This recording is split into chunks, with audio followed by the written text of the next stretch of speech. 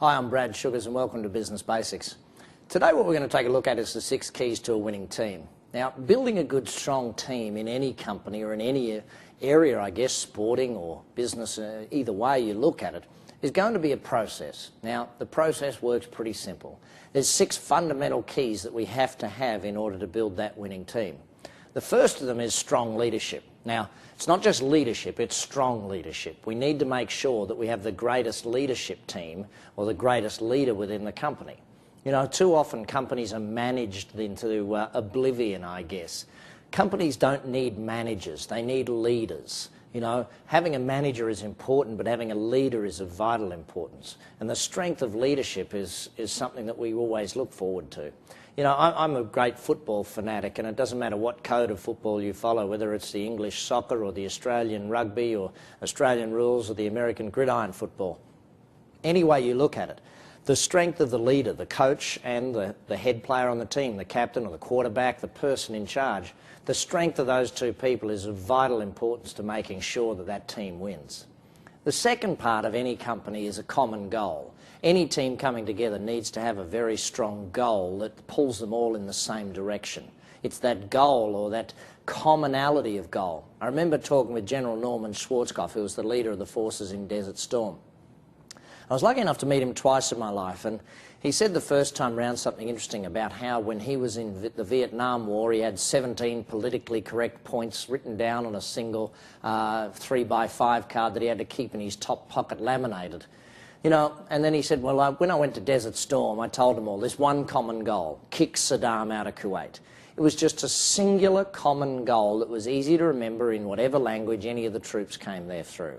And this is very much a big part of what it is we're looking for in a company. One common goal that everybody knows, that everybody can relate to. Now, the other thing about a common goal is it's got to have common purpose. In other words, there's got to be benefit in it for everybody. So it can't just be to make another $1 million or another $20 million for the company. It has to be about the common goal, something where everybody on the team wins. That moves us to the third point. We need to have the rules of the game really clear. I know in my companies we have a culture statement that are our rules of the game. It's very clear to our team members, these are the rules, please don't break them. They're written down, they're up front. You know, and in that way we get a much better result. If you try and leave team members to work out the rules of the game as they go, well, they're going to step on people's toes, they're going to go over the edge at times, and they're going to learn things the hard way. And the reality is that doesn't make it for a good experience for either them joining your company or for anyone that's already in the company that already does know the rules, the standards, the norms, whichever way you want to put it. Fourth point of creating a winning team is an action plan. Who does what by when? We've got to know who's doing what job, when are they going to get it done, and how's it going to be done. Too often companies are left where there is a bit of a plan, but there's not an action plan. I know in our business we plan every 90 days. All of our clients, all of you as an action coach client, you'll be doing your plan every 90 days.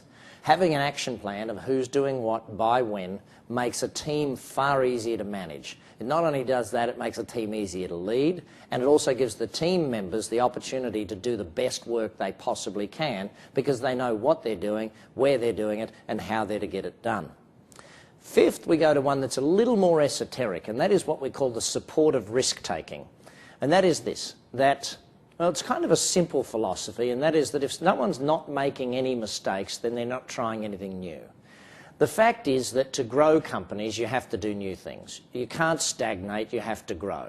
So if you're growing a company and you want that company to grow quite strongly, then very simply put, you need to be on top of your game. You need to be supporting your team members in doing things that they haven't done before.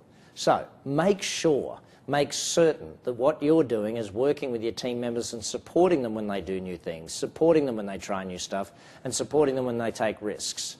Now, that doesn't mean to be crazy about it. It just means to be reasonable about making sure that they are trying new things and trying new ways of doing things. Finally, we get to the sixth one, 100% involvement and 100% inclusion. It's not 99 or 98, it's 100%. If you want a winning team, you need 100% of people involved. You need 100% of the people on the team basically participating in what's going on. Too often I see companies where you've got 10 people really working hard, you've got 5 people doing some work and 5 people doing almost negative work, and so it negates 5 of the people doing all the hard work. So we've got to manage it from a perspective of we need to have inclusion and involvement. It's the job of the leader or the manager to include everybody. It's the job of the team member to involve themselves in all situations. So make sure your team are involved, make sure they're including themselves, support them when they do step outside their comfort zone and try something new, support them in that.